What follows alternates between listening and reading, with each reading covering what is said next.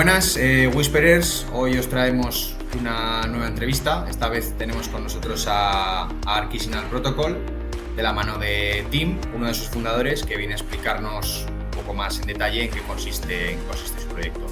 So, how are you, Tim? I'm good, man. How are you? I'm good too. La idea es dividir la entrevista en tres partes. Por una parte trataremos el producto, por otra más desarrollo y luego una tercera parte que será la comunidad. Estas tres patas nos proporcionarán una idea completa de los aspectos técnicos y estratégicos de Archisinal, permitiéndonos obtener una perspectiva profunda de cómo pretende el proyecto innovar en la industria de AEC. So, Tim, starting with the product block, and first things first, Archisinal Protocol. Can you briefly tell us what it's about and what motivated you to embark on this project? Yeah, sure. So I guess what we do is sort of split into two different parts. So what we're doing with our MVP product offering, and then what we're doing with our post MVP.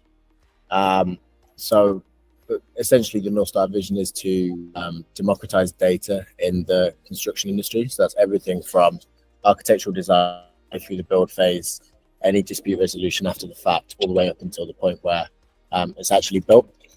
In terms of motivations, it's never really been my industry. I come from an accounting background, and then I was working within Web3.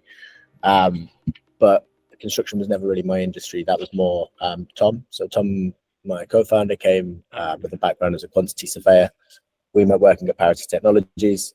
I had a passion to change the world with blockchain technology. Saw a lot of projects that are quite insular, solving problems that only exist within the Web3 world. And we wanted to solve some problems that exist within the real world based on our experience. So Tom ideated the MVP, got some grant funding for it, asked me to come on board as a co-founder, and couldn't turn it down. So here I am. Okay, and now another point we think it's important to clarify. Could you spell us in simple terms what RWAs are? Sure. So RWAs just stands for real world assets. So basically physical or tangible assets that exist in the real world, as opposed to digital or virtual assets. So usually when people talk about these kind of assets, they'll talk about real estate or commodities, art maybe sometimes as well. But when we're talking sort of in the context of Web3 and blockchain, it's how these assets that exist in the real world, in the physical world, are tokenized. So for instance, you get some companies that are fractionalizing real estate, allowing for easier trading and stuff like that. When we're talking about real world assets or RWAs with Archisinal, we're talking about tokenizing the architectural designs and the intellectual property that people may or may not be able to attach to those designs. Okay, yeah, very perfectly explication, I think, because personally I consider the RWA topic to be one of the strongest narratives in the crypto world, and that explains the huge competition in the sector. So tell me, what is your unique value position? What makes Archisinal Protocol different? So as I said, like a lot of RWA projects that currently exist are doing things like fractionalizing real estate or tokenizing real estate or commodities. We're really focused on bringing art back to the architectural design industry.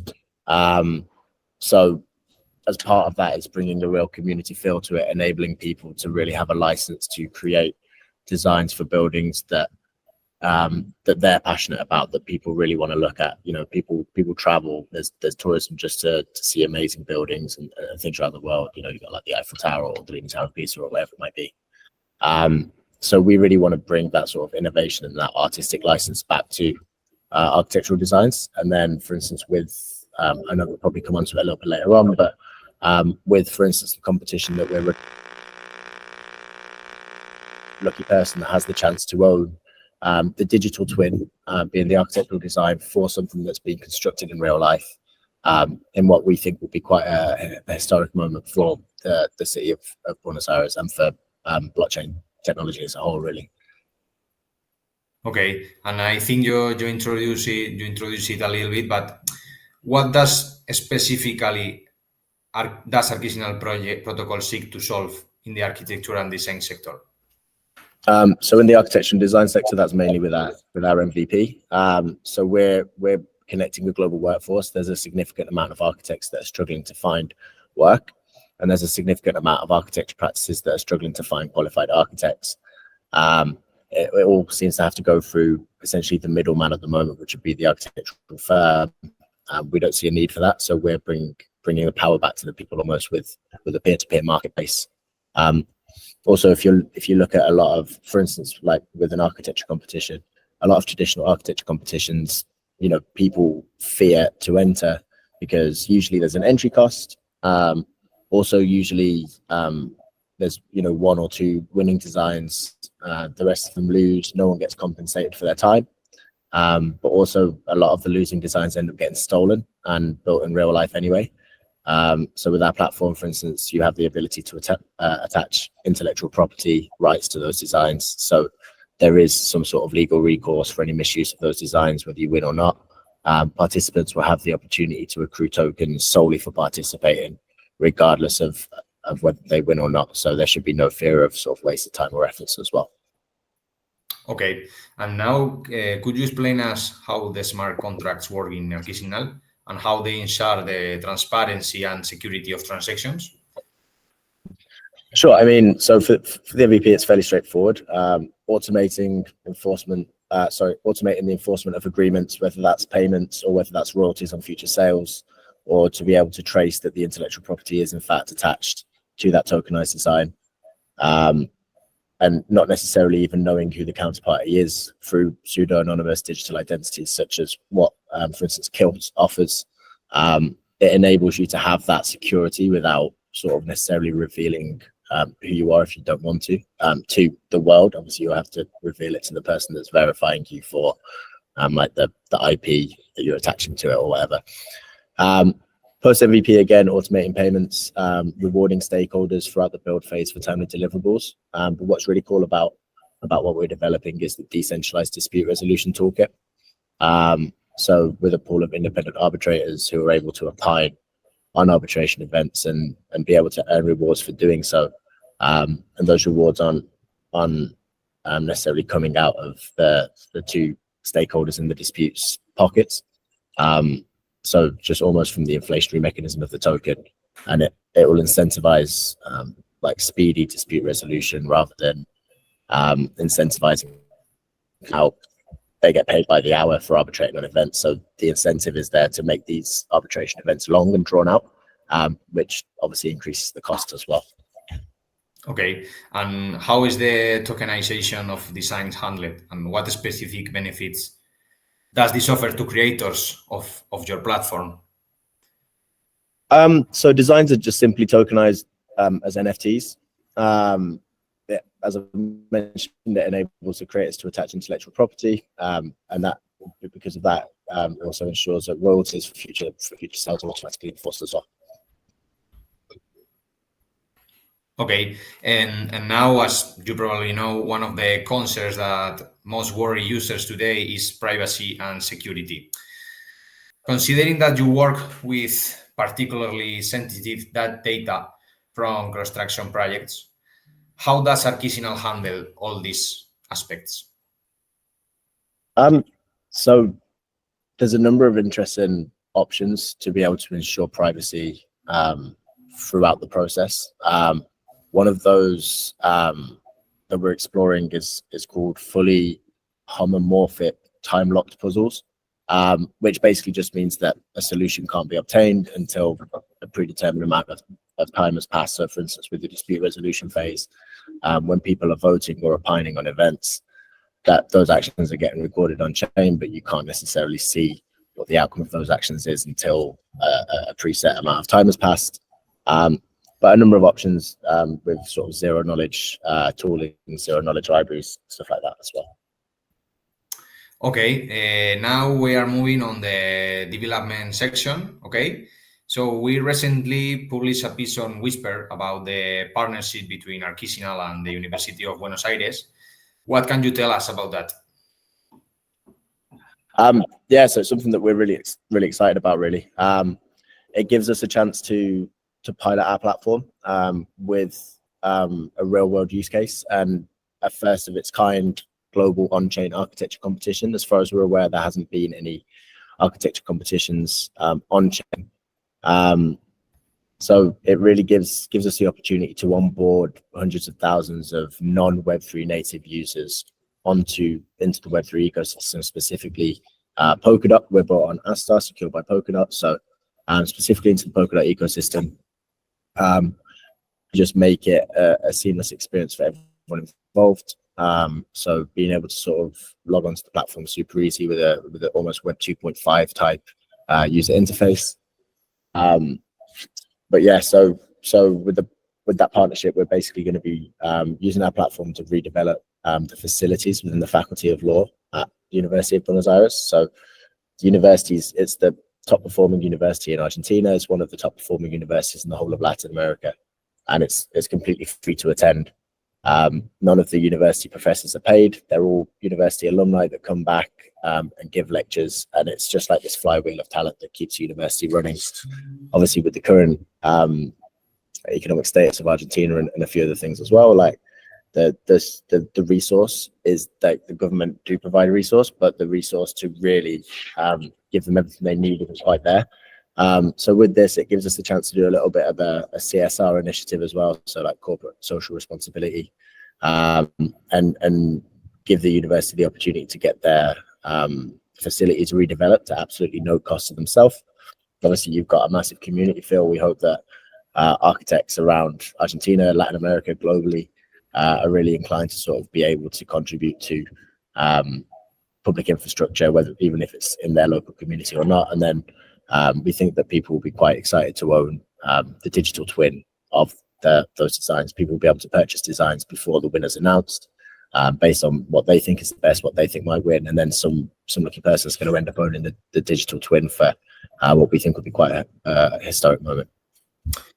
Okay, very, very interesting. And could you share the current state of development? Are there new features or improvements on the near horizon? Yeah, absolutely. So we actually launched on testnet in January. We haven't really been doing much with the testnet. We've been doing some sort of private testing of the site and stuff like that, getting some feedback loops in with industry professionals. Really, the main focus is the mainnet launch, which should happen later this year or early next year, at least a few months before the competition launches in March. For that, there's a few tweaks we need to make. We need to make a landing page for the competition. And as I said, we want to make it super easy for non-Web3 native people to be able to use and take part in the competition as well. So features such as account abstraction, so people just being, for instance, with Google, and it's spinning up a wallet in the back end. They don't need to know that any of that stuff's happening. The wallet's spun up. They'll get airdropped some tokens to be able to use the platform. Things like, again, as I mentioned, like the user interface needs to be tweaked as well. Being able to fiat super easily. So, for instance, buying NFTs with cards and even at the later stage fiat off ramp. There's a few integrations that we're working on to make sure that we can attach the intellectual property to the metadata as well. So we're working with some legal teams on that, and a Polkadot parachain called Logion, who are all about sort of traceability on chain, and intellectual property is a massive part of that. Okay, one of the things that is pending, as we know, is the launch of your token. What role do ARC tokens play in the ecosystem? Cool. So the ARCX, so it's ARCHX, they're mainly a utility token. So, for instance, the competition that we're piloting with UBA, if people wanted to launch their own competitions in the future, they would have to stake a certain amount of tokens to let all the potential participants know that they're serious about it, to make sure that people aren't just spamming the network and wasting time. Participants to be able to enter the competition should also have to, as a result of both parties staking, stake rewards. Some of them will flow back to the participants to make sure that they're participating without their time being wasted, regardless of the outcome of the competition. Then obviously, as I mentioned, using the token to automate payments and stuff like that. But post MVP, tokens are really useful when it comes to the on-chain arbitration side of things. So, for instance, there's a notion called plaintiff collateral. So whoever's raising a dispute would have to pledge a certain amount of capital or stake a certain amount of tokens, essentially, to enter into that dispute. Now, those aren't tokens spent; they're just tokens making sure that people are already entering into disputes that are valid or legitimate. Then throughout the once the adjudicators opine on the event, they'll be rewarded in tokens as well. And if participants or plaintiffs are found to be spamming the network or going into disputes that really don't have any legs to stand on, they'll be slashed, similar to what you see, for instance, in the Polkadot ecosystem with validators getting rewarded for validating transactions, but if they're validating transactions incorrectly, they'll be slashed. Okay, and one of the things we assume is that you aspire for Archisinal to attract clients for beyond the blockchain, right? So what are your plans to promote the adoption of Archisinal protocols in architecture and construction sector? Yeah, so obviously there's a massive outreach going on at the moment with student architects, people that we think would be interested in taking part in the competition. So that's one route we want to talk to every university, give a guest lecture at every university, globe as an architectural faculty, and invite their students along to take part in the competition. We're also sponsoring the London Design Festival. We're partnered with the London Design Festival, so we've got a role to play in that, and we'll be hopefully onboarding some people to the competition through that. We've got a great ambassador community. A lot of them are going out to local businesses or local universities and spreading the good word that is Archisinal to them as well. That with the demonstration of doing this with UBA, that we'll get quite a lot of significant interest from public institutions that need to renovate or rebuild infrastructure and realize that they can do that whether free of cost or heavily subsidized cost through our platform. We hope that we'll be seeing a lot more government contracts going through, at least in the MVP stage.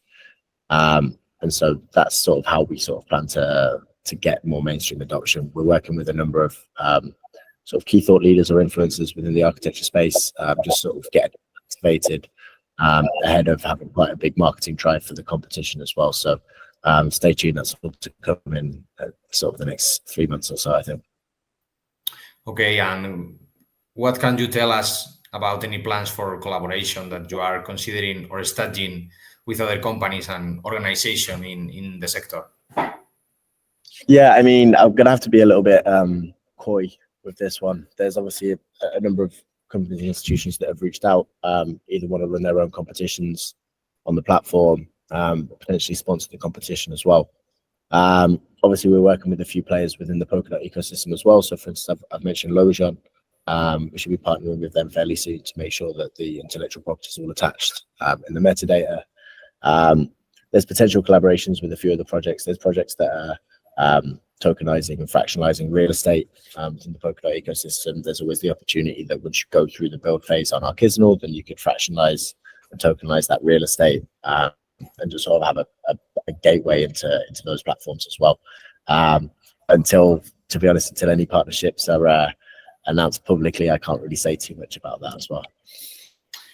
Okay, not so much specific, but change the term a little bit. Will you talk about any challenges in development or implementation that you have had to face?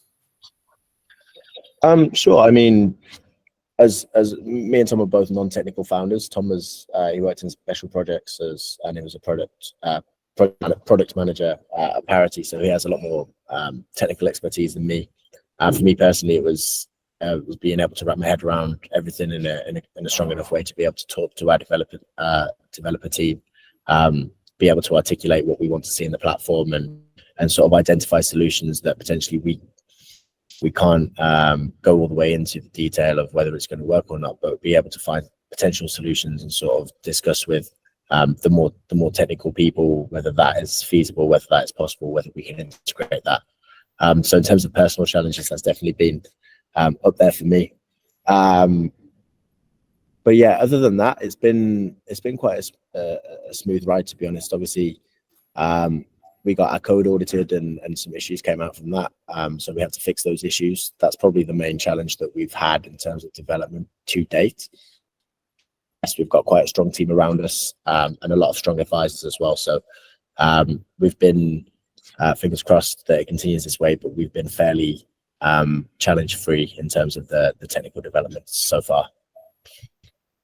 Okay, and to end with this block, what is the medium and long-term vision of the protocol? Where do you see Archisinal in like 5 years, for example?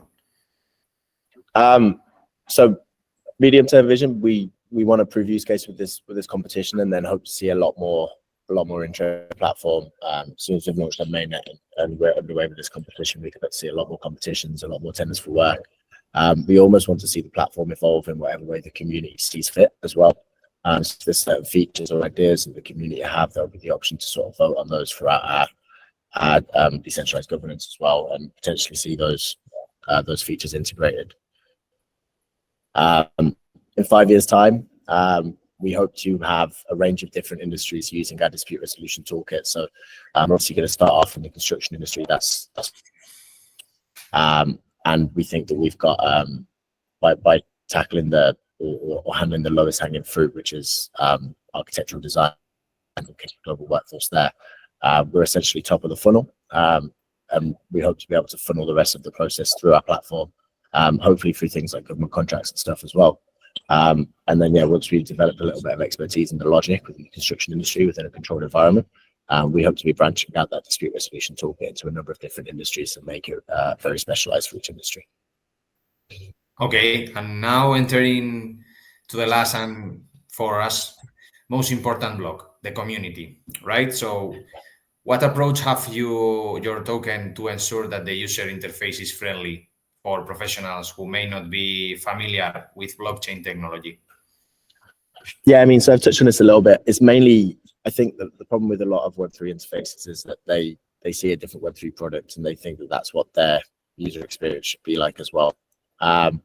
Actually, I want to have almost like a toggle on the site, on the platform, so that people can select if they want to do it in a completely familiar to them Web3 way, or if they're not Web3 native, they can just do it in a completely Web2 way, where it gives you the potential fiat value of whatever you're doing.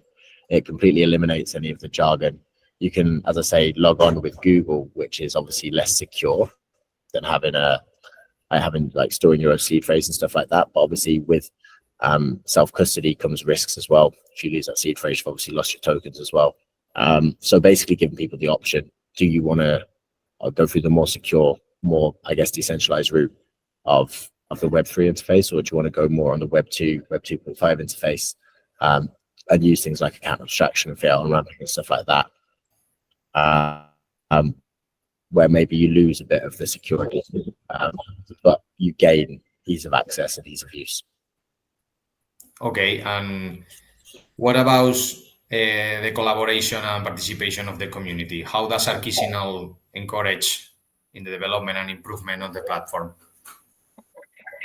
Yeah, so this part isn't built yet, but we completely plan to have community governance, almost like an Archisinal DAO. People can vote on upgrades or changes to the platform, whether that's such as inflationary mechanisms or different features or different features or different uses that you might be able to use the platform for.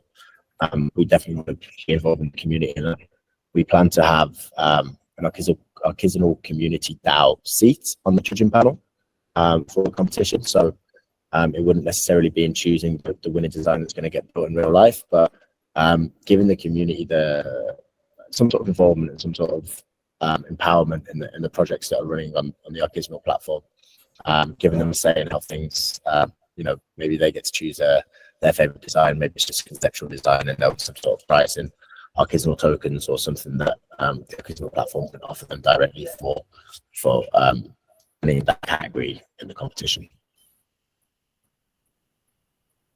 Okay, so that will be all for our part. I think it has been a very complete interview, and it has allowed us to clearly outline what Archisinal protocol is and why is it going to be a big topic of discussion in the coming months.